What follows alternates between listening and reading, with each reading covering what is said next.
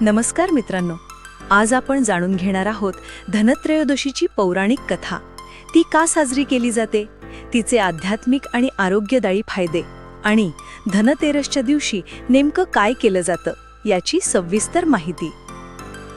धनत्रयोदशी हा दिवाळीचा पहिला दिवस असून तो समृद्धी, आरोग्य आणि आयुष्यवाढीचा उत्सव मानला जातो. या दिवशी धन्वंतरी भगवान, माता लक्ष्मी आणि यमराजाची पूजा केली जाते. धनत्रयोदशीची कथा. पूर्वी एकदा एका राजाच्या पुत्राचा जन्म झाला. त्याच्या जन्मावेळी राजाने ज्योतिषांना बोलावले. ज्योतिषांनी त्याची कुंडली पाहून सांगितले, या मुलाचं आयुष्य खूप लहान आहे. त्याचा लग्नानंतर 4थ्या दिवशी सर्पदंशाने मृत्यू होईल. हे ऐकून राजा आणि राणी फार चिंतेत पडले. तरीही त्यांनी पुत्राचं संगोपन खूप प्रेमाने केलं. काळ लोटला, राजकुमार मोठा झाला आणि त्याचं लग्न एका सुंदर आणि बुद्धिमान राजकन्येशी झालं. लग्नानंतर 4था दिवस आला. राजकन्या आपल्या पतीच्या कुंडलीतील भविष्य जाणत होती, म्हणून तिने एक युक्ती आखली. त्या रात्री तिने आपल्या घरात सोन्या चांदीच्या भांड्यांची रांग लावली, सगळीकडे दिवे लावले आणि घर प्रकाशमय केलं. तिने आपल्या पतीला झोपू दिलं नाही. त्याच्यासोबत कथा सांगत बसली, भजन म्हणत राहिली आणि जागरण केलं.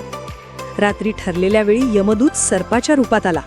तो दरवाजाबाहेर पोहोचला, पण घरातील तेज आणि दिव्यांच्या प्रकाशामुळे त्याला आत जाता आलं नाही. सोन्याच्या भांड्यांचा आणि दिव्यांचा प्रतिबिंब त्याच्या डोळ्यांना दिपवून टाकत होता. तो निराश होऊन परत गेला आणि यमराजाला सगळं सांगितलं.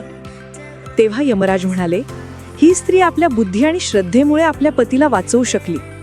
याच कारणामुळे जो कोणी या दिवशी दीपदान करतो त्याचं अकाल मृत्यू टळतं.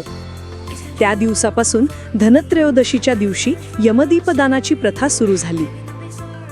धन्वंतरी भगवानांची कथा.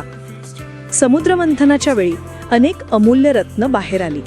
त्यात शेवटी धन्वंतरी भगवान प्रकट झाले. त्यांच्या हातात अमृताचा कलश होता. त्यांना आयुर्वेदाचे जनक आणि आरोग्याचे देवता म्हटलं जातं. धन्वंतरींनी मानवजातीला आरोग्यदायी जीवन जगण्याचा मार्ग दाखवला. म्हणून या दिवशी धन्वंतरी जयंती म्हणूनही हा दिवस साजरा केला जातो. आरोग्य, दीर्घायुष्य आणि चांगल्या सवयीसाठी प्रार्थना केली जाते. धनत्रयोदशी कशी साजरी करतात? धनतेरसच्या दिवशी सकाळपासून घरात शुभ कामं केली जातात. खाली या दिवसाची पारंपरिक साजरी करण्याची पद्धत दिली आहे.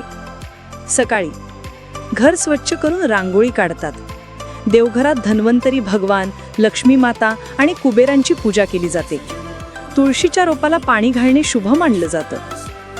दुपारी या दिवशी नवीन वस्तू, सोनं, चांदी, धान्य, स्टीलची भांडी किंवा झाडू विकत घेतात, कारण हे सर्व वस्तू समृद्धी आणि शुभतेचं प्रतीक आहेत. आरोग्यासाठी आयुर्वेदिक औषधी घेणंही शुभ मानलं जातं. संध्याकाळी यमदीपदान म्हणून हा दिवा घराबाहेर लावतात. हा मुख्य दरवाजाच्या बाहेरच्या डावीकडे ठेवला जातो.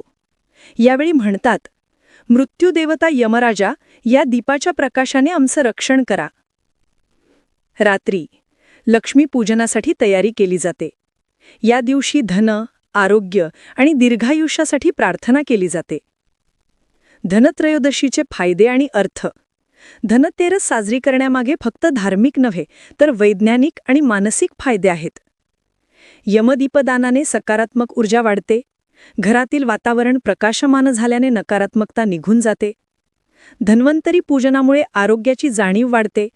हा दिवस आयुर्वेद आणि आरोग्याबद्दल जागरूक राहण्याची प्रेरणा देतो.